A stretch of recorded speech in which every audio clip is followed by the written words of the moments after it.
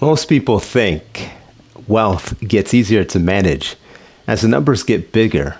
Usually the opposite happens. At first, the job is simple: earn, save, invest, and avoid the obvious mistakes. But as wealth grows, the number of moving parts grows with it.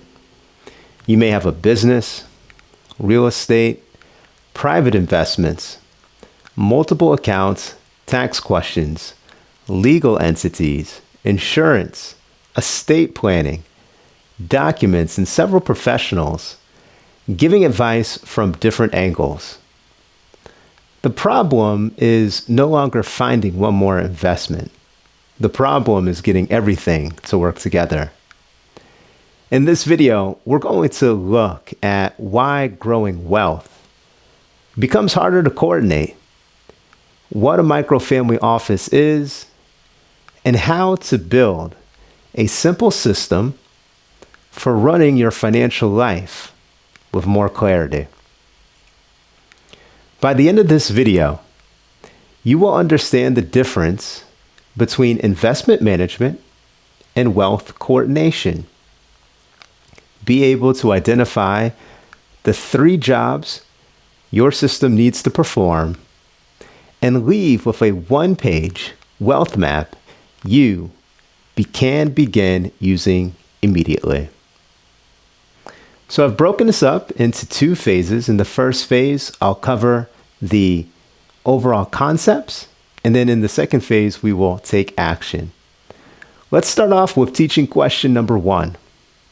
Why does wealth become harder to manage as it grows?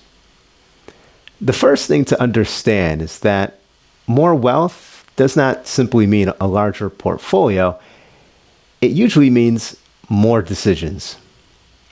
A public stock portfolio might be managed inside one account: add rental property, a private business, a trust, a charitable plan, a few private investments, and now each decision can affect the others. A real estate purchase changes your liquidity. A business investment changes your risk. A new entity changes your accounting. An estate planning decision may change ownership. A tax strategy may affect when income appears or which professional needs to be involved. I like to think of it like the following: adding rooms to a house. At first, one thermostat and one electric panel may be enough. But as the house expands, the system behind it has to become more organized. Otherwise, every new room that we add adds another place for something to break. And so the main takeaway that I want you to pull from the first question is the real difficulty is not the number of assets that you own. It's the number of relationships between them. Once you see that, the next question becomes obvious. What kind of system coordinates the whole picture? Question number 2. What is a family office? A family office is a structure for treating a family's wealth like an ongoing operation rather than a loose collection of accounts. Traditional family offices may coordinate investments, taxes, legal work, estate planning, reporting, philanthropy, family education, and long-term decision making. The exact services vary, but the central idea is consistent. Someone is responsible for seeing the whole system. That is the difference from asking several good professionals to work independently, where your investment advisor may understand the portfolio, your accountant may understand the tax return, your attorney may understand the legal documents. Each person can do excellent work, and still miss how one decision affects the rest. The family office idea creates a coordinating layer above the specialist. The point is not that one person must know everything.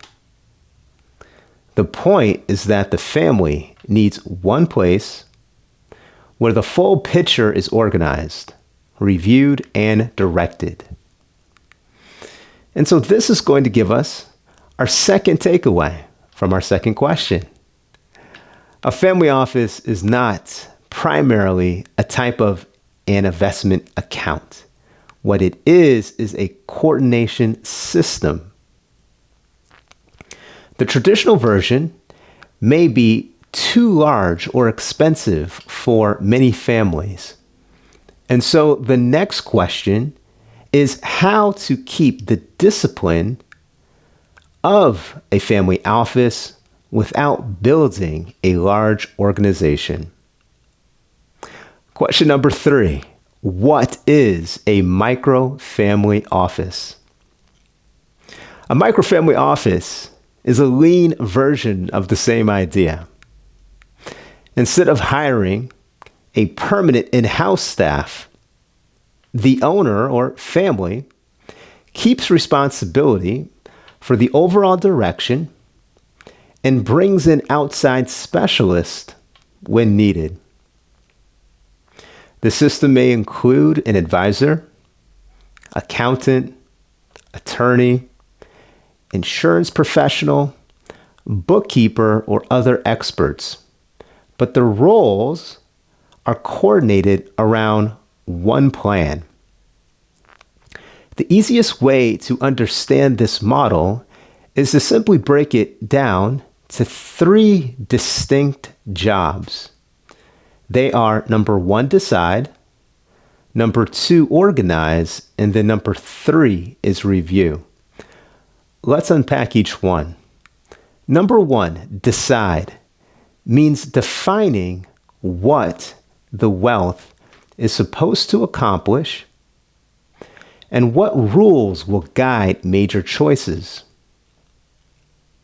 Number 2, organize, means making the assets, entities, documents, professionals, and responsibilities visible in one place.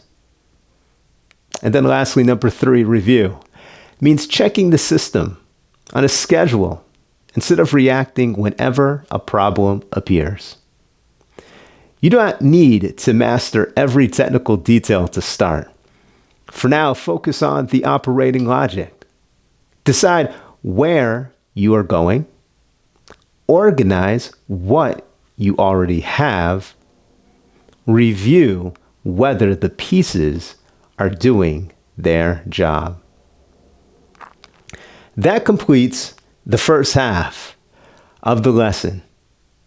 We started with complexity, identified coordination as the real problem, and reduced the solution to 3 jobs. Number 1, decide. Number 2, organize. And number 3, review. Before we continue, I want you to ask yourself 2 questions. And for those who are new here, what I would like you to do is to respond in the comments so that way myself or people in the community can have a chat with you. The 2 questions are, question number 1, where in your financial life are decisions currently being made in isolation? Question number 2, and who, if anyone, is responsible for seeing the complete picture? The second half turns the framework into something practical. We're going to build a 1-page worksheet, 1 column at a time. So if you haven't done so already, get out a piece of paper, get some pens, and let's get to work. So teaching question number 4. What belongs in the decide column? Take a blank page. Divide it into 3 columns. Label the first one decide. So I'm going to draw it out right here. Bam. Put that as the side. This column is not a list of investments. It's a list of rules that should guide the investments. Start with purpose. What is the wealth expected to provide? Current income, long-term growth, capital preservation, flexibility, or future transfer to children, or support for a cause. What we're doing here is we're classifying. The next thing that I need you to do is to add boundaries that shape decisions. How much liquidity needs to remain available? What risks are acceptable?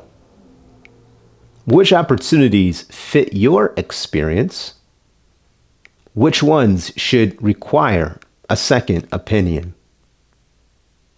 You're not trying to write a perfect investment policy today. You are creating a decision filter.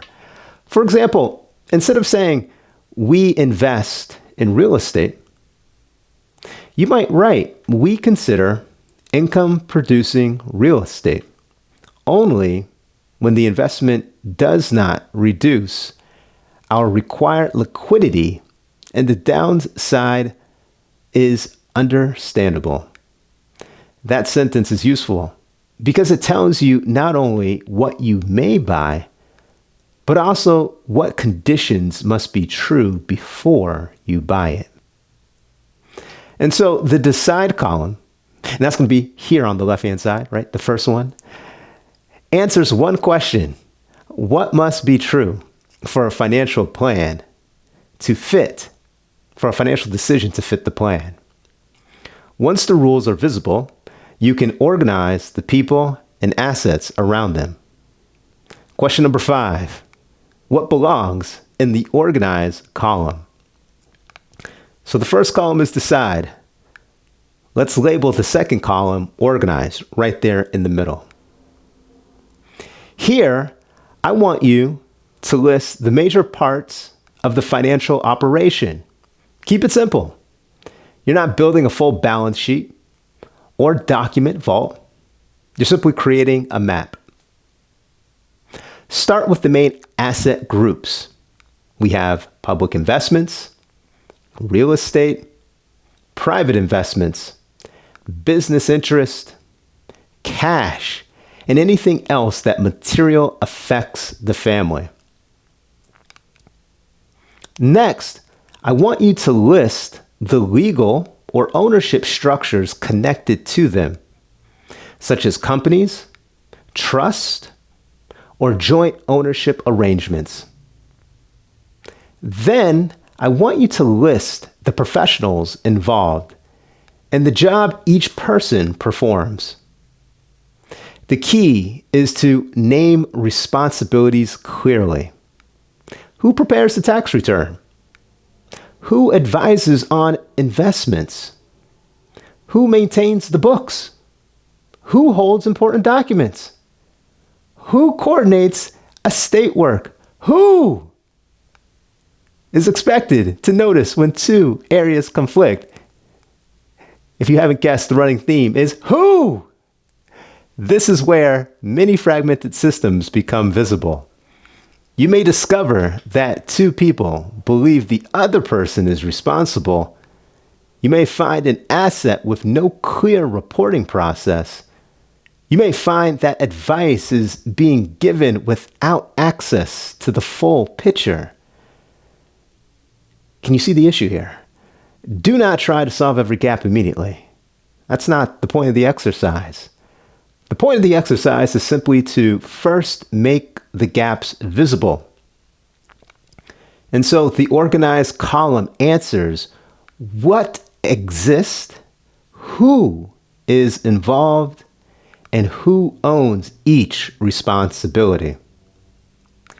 Now that the system has direction and structure, the last column tells you how to keep it from drifting. And this leads us to our final question, number 6. what belongs in the review column. So, as a point of recap, our first column is decide. Our second column is organize. And the final third column is review. This column turns the wealth map into an operating system. Choose a small number of recurring questions. Is liquidity still adequate? Are the assets performing the jobs assigned to them?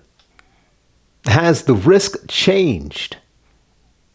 Are taxes, records, and legal documents current? Are professionals working from the same information? Is any major decision approaching?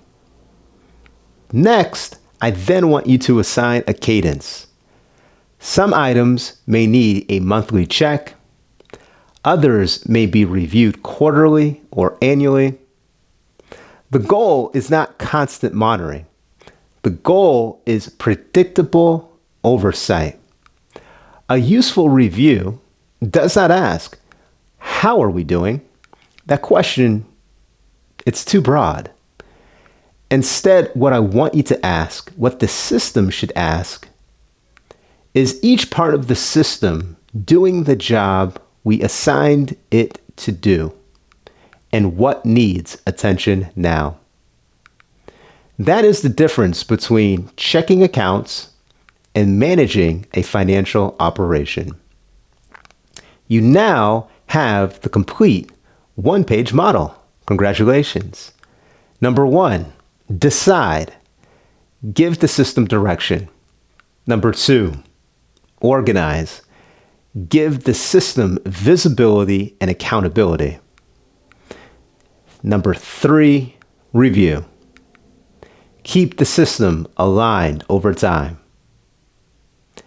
Before we conclude, consider 2 final questions. Number 1, which of the 3 columns is currently strongest in your financial life? And number 2, and which missing column is creating the most confusion or risk? Now, here's the thing, guys. I don't want you working through this alone. So leave a comment below. Let me know what's going on so I can chime in, or the community can do the same. So now this is going to bring the full lesson together, and I appreciate you sticking with me. We began with a common misunderstanding that more wealth should make financial management easier.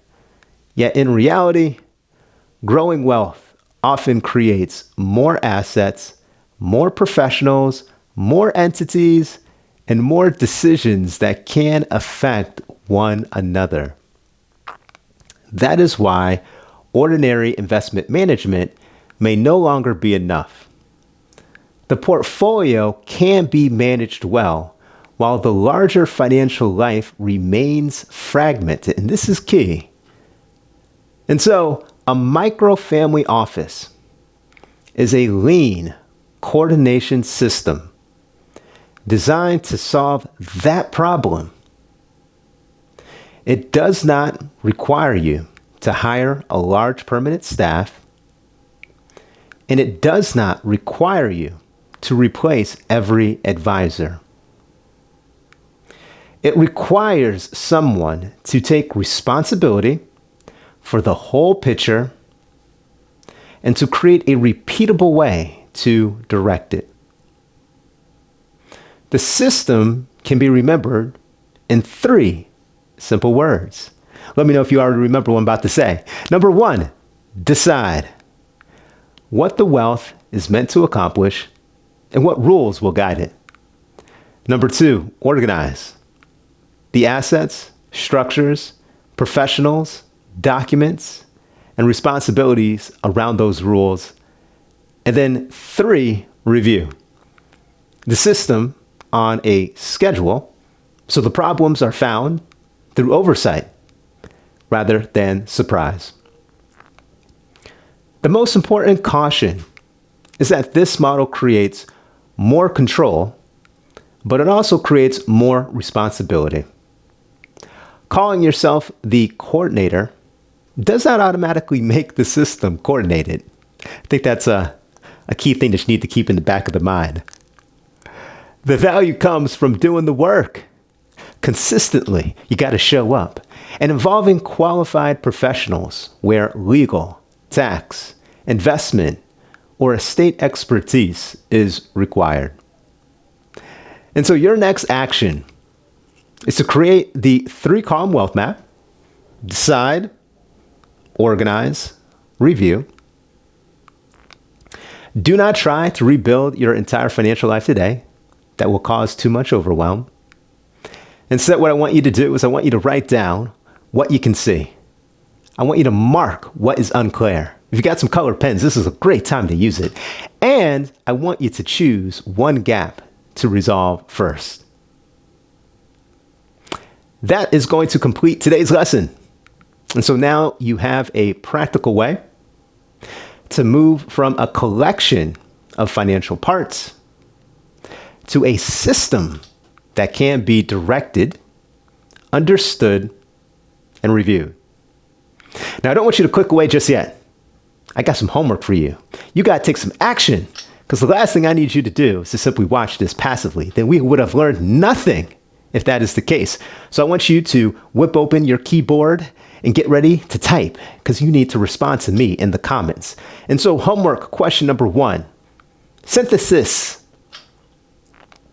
Let's see how this plays out. Homework question 1, synthesis. In your own words, why does managing wealth become a coordination problem rather than only an investment problem?